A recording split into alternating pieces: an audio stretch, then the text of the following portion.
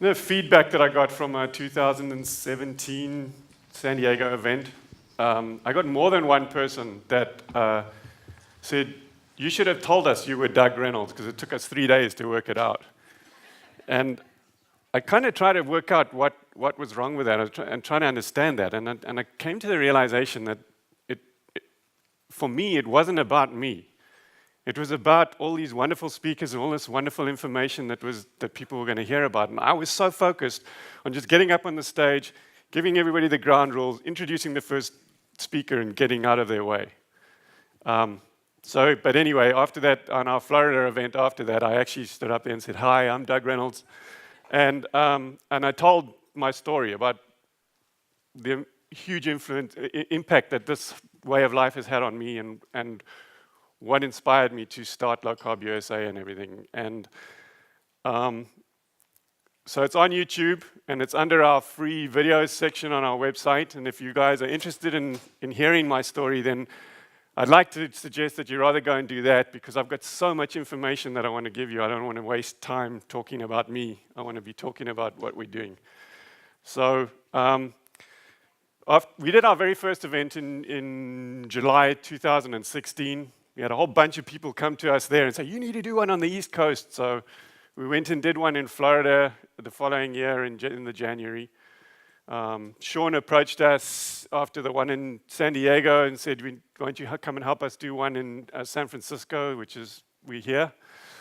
Next year, we've got San Diego, we've got Florida in January again. We're adding tacking another day onto the end of that thing, where we're bringing in Spanish speakers, and we're having a Latino day. I'm trying to see if we can expand into the Latin market.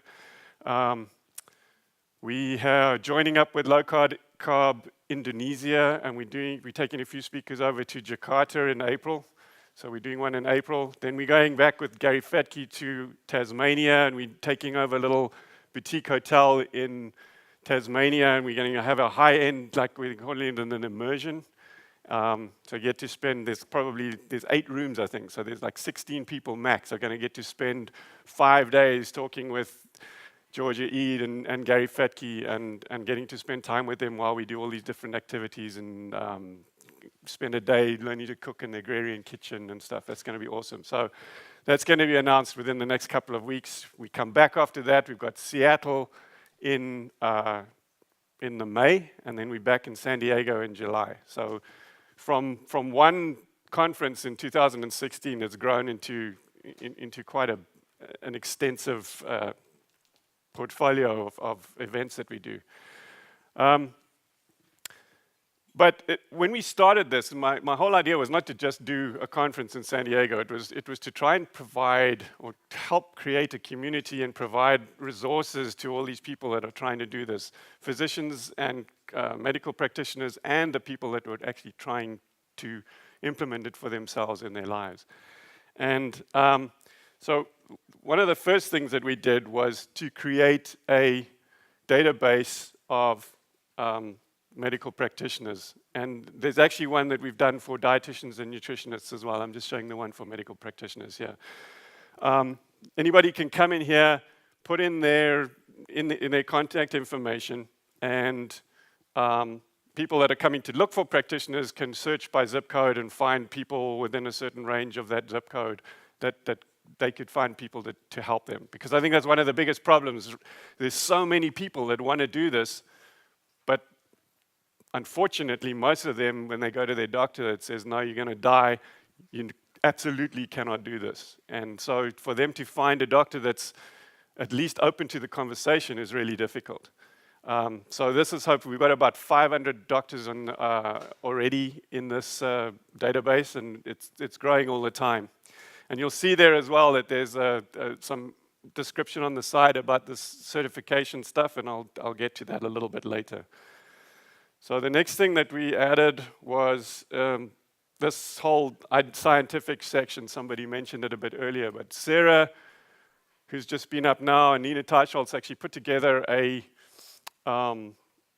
Excel spreadsheet with about 100 different papers that they were handing out via the Nutrition Coalition to people that were, when they were trying to encourage people to contribute ideas and recommendations for when they were soliciting input for when they were trying to look at updating the dietary guidelines. So all of those papers are in here, plus a whole lot of other ones. And where we can, we've got the full text. If not, it just goes to the abstract. And we're constantly applying to all these different publications and stuff to get access to the full text. And whenever we get it, we actually got one a couple of days ago, then we'll obviously change out the abstract for the full text on here. So there's also a section there for a bunch of different, all the articles that we come across that are really interesting. And also any of the books that we feel are of great value. There's a list of those in there as well. So I put this thing in here. I wasn't going to talk about it now, but it's just so interesting to me that I felt I could talk about this for hours, but I'll give you a couple of minutes here. We got approached by a guy called Dr. Ben Bokikio, and he's got like 2 PhDs in exercise physiology and stuff, and he says he's been doing this for like 40 years. And what he talks about is saying that we all know, and we've heard about it a few times over these last day and a half already, that calories in, calories out is garbage, right? And that you can't, it's all about exercise, and it's not all about your diet, and it's not about exercise. You can't exercise yourself out of diabetes, for instance. But what he's saying is that exercise can be and should be very important. But he talks about a very specific type of exercise where you do it for a very short time and take your muscles to failure. And in doing so, if you do it properly, what it actually does is activate a lot of the very same metabolic pathways that a ketogenic diet or carbohydrate restriction does. And so it forms an awesome adjunct to implementing this carbohydrate restriction situation as well. And he literally came, I mean, everybody's looking for the quick fix, right? He came to us and he said, in fact, his book says 15 minutes to health. 15 minutes twice a week. And everybody says garbage, right? And I kind of listened to what he said when he pitched this to me, and it sort of sounded really interesting and made sense. And I gave him a breakout session in July in San Diego, and it was an enormous hit. He sold out of his books like in a heartbeat. And we're actually going to have him in Florida. He's going to do a full-length CME-accredited talk with all the actual science behind all of this. And he'll be back in July in San Diego as well. He and I have got together with the president of the National Association of Sports Nutrition. They've rewritten their whole text incorporating low-carbohydrate philosophies into their nutrition program. We're developing a course for coaches to learn about this exercise regime. And after the San Diego event, he took Pam and I, we met up with him a couple of weeks later. So this was like towards the end of August. We went to meet him, and he actually took us through the exercise protocol himself. And I'd been trying to do some gym in the last couple of years. I'm a runner, and my story goes, I was putting on weight no matter how much I was running. It wasn't helping me. But even worse than that was I was starting to feel this thing about I'm in my 50s and starting to feel like I'm losing my strength. My muscles are fading away. You know, as you get older, that's the way it is. And I started to try and introduce some gym into that to try and slow that down a bit. And I wasn't really feeling like I was getting much out of it, except a lot of sore muscles and feeling actually really tired when I was going on my run. And then Ben took us, and I watched his videos and stuff, and I was kind of trying to sort of do what he was talking about. But then when he took us through the workout, I realized that, oh, okay, so that's how you do it. And So we've been doing it, Pam and I have been doing it since towards the end of August. Twice a week, 15 minutes. And the whole concept is that you take your muscles to failure, and then you have enough time to recover. And what he talks about there is that you actually, apart from activating these metabolic pathways, he never talks about calories or anything. It's all about the metabolic pathways. But what it also does is that because you're going to failure and then you're giving yourself enough time to recover, you adapt upwardly. And so I had a DEXA scan done literally the day after we did that first workout. And I actually got on the machine here with this in-body thing and had another scan just now. And in 2.5 months, my weight has increased by just over 3.5 pounds. And my lean body mass has increased by 4 pounds. Okay? 15 minutes twice a week. It's pretty incredible. And I can personally now vouch for it. It's not garbage. It's brilliant. And he's got a book. If you look under our books section, there's a link there to go and get it. It's like $12 on Amazon. I promise you, it's the best $12 you'll ever spend. It's brilliant. Okay, so I put her picture up here just because she's a rock star.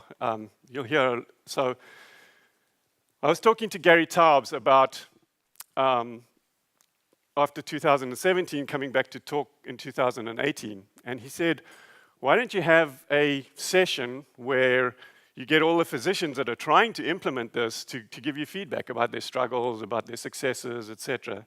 And it's kind of the theme for his next book. So, it was going to be of some interest to him as well. So, but I thought it was a really cool idea. And, we put it on the schedule. And about a month before the event, I kind of called him and I said, all right, so what's this session going to look like? And he says, well, I don't really know. But why don't we get Adele Height to come and moderate it? Because he'd been talking to Adele about these ideas that he's had. And in fact, she actually had a lot more ideas than him, in fact. And that was, I think, where he got some of the ideas from. So I said, okay. And I wrote to her and I said, Adele, so Gary Taubes is suggesting that you come and moderate this little session that we have. And she wrote back and she sent me about a 3-page Word document. And I swear, I was telling someone last night, I literally went weak at the knees. It was, oh my God, Adele, seriously? I just asked if you would come and moderate this talk. It's like this brain dump of all these ideas that she had. And I started to read it over and over and over again. And the more I read, the more it started to occur to me that a lot of what she's talking about, I had already started to get these building blocks in place, not knowing about this, it was just happening. And so eventually I got to the stage where I said, okay, careful what you wish for. And so instead of just being the session to get feedback from medical practitioners, it turned into this whole concept of trying to establish a standard of care. And and I think it came from the fact that her whole document started off by she had been on a jury in a malpractice suit, and the judge had explained to the jury what standard of care meant, because they had to understand that in order to be able to make a decision on this case. And so it was in her document, and I think a lot of the verbiage in here is what started to jump out at me. So standard of care is not an actual document. It's not a set of clinical guidelines. It's not what all these doctors are taught in college. It's about what a community of physicians or medical practitioners in a similar environment with similar training, what they actually do, and the consensus on what they should all do in any particular situation, all right? And the things that jumped out at me here were community, the mention that guidelines in and of themselves are not standard of care, but they can contribute extensively to it, and training. And so we decided, okay, there's these three parts. I will get to that just now. The training I've got under control, the community part I'm starting to build, and I can extend that. And what we need is some clinical guidelines. And so we put together a panel of advisors. So first of all, I wrote this blog about what we were trying to do, and we continue to update this as the journey carries on. But what we did was we created a panel of advisors to oversee the work that Adele was doing on these clinical guidelines. And I mean, you'll see there that and these are, some of the more prominent people that I've come into contact with over the last 3 years, and asked them to help me to do this. Would they be prepared to be a part of this panel? And not one of them even hesitated for a heartbeat before saying, absolutely, we'd love to help any way we can. And that in and of itself made me start to realize, you know what, maybe we're onto something here. So Adele, and that's why I put her picture up there, she's just been phenomenal. And so she's like the herder of cats, as she puts it. And what she's doing is she's developing this document. There's a general document for everything that kind of applies to everyone. And then what we're going to do is have like an addendum for each specific condition. So because there's always going to be caveats and differences for every particular condition that we're trying to consider here. And she's been really good about, okay, this is what we all agree on. And wherever there's some kind of difference of opinion, she'll highlight that and say, okay, these are 2-3 different opinions on this particular issue. And so there's a difference of opinion, and I'm trying to remember where we were going here. She just wants to make sure that oh, you're right. So if it's just a difference of opinion, guys feel differently about it, then she'll document that, and otherwise it'll say, you know what, the reason that there's no consensus here is because there's not enough data. And so this particular issue needs more research, it needs more clinical trials, whatever. So what I've done is taken a snapshot of what she's developed so far. And it's actually this is just the general guidelines document, and it's actually pretty far advanced. And so if you go to our website, this is our main website is lowcarbusa.org. The feedback is not in our navigation, so that's why I'm giving you the URL here. It's not, you can't go and navigate to it from our webpage. But if you go there, it's going to take you to this page, and there's a way that you can go and click on those guidelines and see what we've produced so far. And I reckon, even as it stands, it can be of a lot of use to a lot of people, just as it is.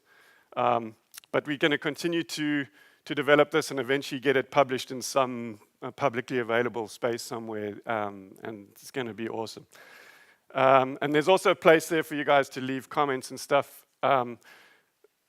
Although, I mean, Adele's been getting, not just from our panel, she's been approaching Asima Lotra and Karen Zinn and people all over the world to get as much feedback as she can on this. But we also got a lot of feedback from that session in San Diego, and this is a chance for you guys as well. If you want to leave comments, if you read that stuff and you have comments, suggestions, whatever, then feel free to get in there and make those suggestions, and I guarantee you that Adele will take it into consideration. Okay, so the first part was the guidelines. We feel like we have to have, and what we're doing is it's guidelines for the prescription of carbohydrate reduction as a therapeutic intervention. Okay, we're not talking about a particular diet. We're not talking about anything. Sarah was talking about every single person is different. Every single condition every single situation is different. So that all has to be taken into account. I must be very proud of this because I put it in twice and I shouldn't have. So the other part of it was the community. You know, if you come to our very first event, we packed a bunch of speakers in like that, and everything was like really tight. But since then, we've started to become aware of the fact of how important developing a culture of community is. We're still, is Steve here? We're still one of the all heretics here, right? So the people that are trying to do it are getting flack from their family, from their friends, and unfortunately from a lot of them, from their doctors as well. And we need to have a place where people could come and feel safe, where they could talk to people and they weren't going to get attacked. And it became more apparent as well as that the doctors as well also need a place where they can talk to other physicians and medical professionals who actually get it as well, because a lot of them finding that their colleagues are attacking them. And so we had already started to create this community. We had like a free membership area where we've just introduced now like a Facebook-like interface where people can have discussions and stuff. A higher level place where people get access to all our paid content, videos and coaching classes and all that kind of stuff. But so what I did then was I said, all right, we've got this community, let's build on that and actually take it one step further and create these professional environments for dietitians and nutritionists and medical professionals. So that's what we've done. We've created these professional communities now where they can have discussions and cases and ask questions. And over time, it's those discussions that are going to establish the standard of care, right? And then training was the other thing. We know that most of the, in the medical training, nutrition is not a part of that, or a very, very small part of that. And so we get approached, actually, the timing all came together. The Noakes Foundation in South Africa, Tim Noakes, they spun off a thing called the Nutrition Network off the Noakes Foundation, and they have put together an extensive online training course specifically targeted at doctors and allied health professionals. And they had actually approached me to ask if I would help them promote it here in the States and to the community of people actually around the world that are following our organization. And so we had just started to do that when all of this came together. So now suddenly we've got the training piece as well. So now we can provide training. We've got this community of people where we can start to establish a consensus over time, okay? And at the same time, we are developing these guidelines that will give everybody a place to start. And they can try it and discuss why they're not having success with that other kind of thing. We'll maybe update the guidelines based on those discussions. But over time, what we're really excited about is that we are going to be able to develop this consensus. We're actually going to be able to point to something. If everything happens, someone ends up in court, we'll actually be able to point to something and say, this is the standard of care for carbohydrate restriction, because up until now it has never existed. Okay, so I've mentioned the certification.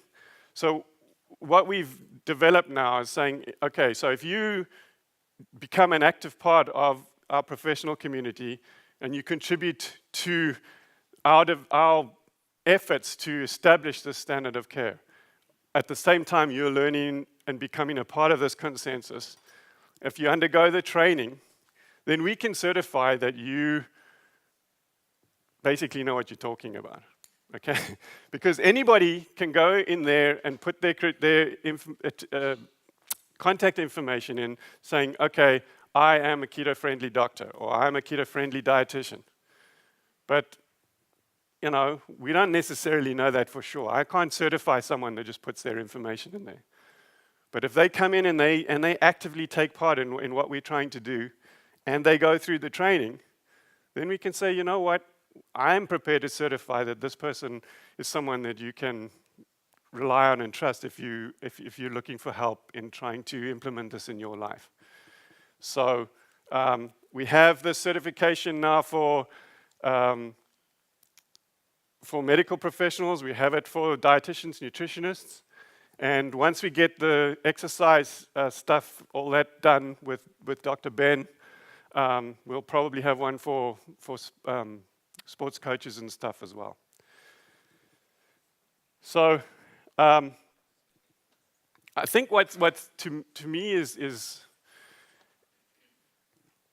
we do whatever we can to try and help Nina and the Nutrition Coalition. She works tirelessly to try and get the guidelines changed.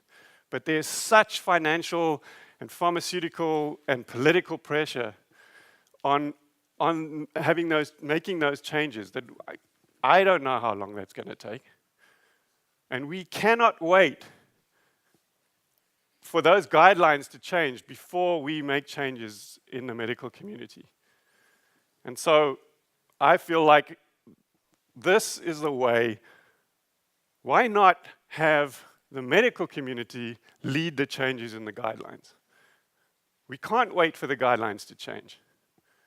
And we're not fighting with everyone. We're not telling anybody you're wrong and we're right. We're just saying, if you want to consider carbohydrate restriction as an option, come here and learn about it.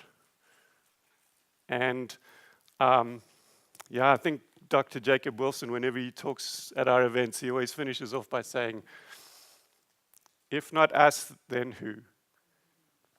And if not now, then when? Okay, thank you very much.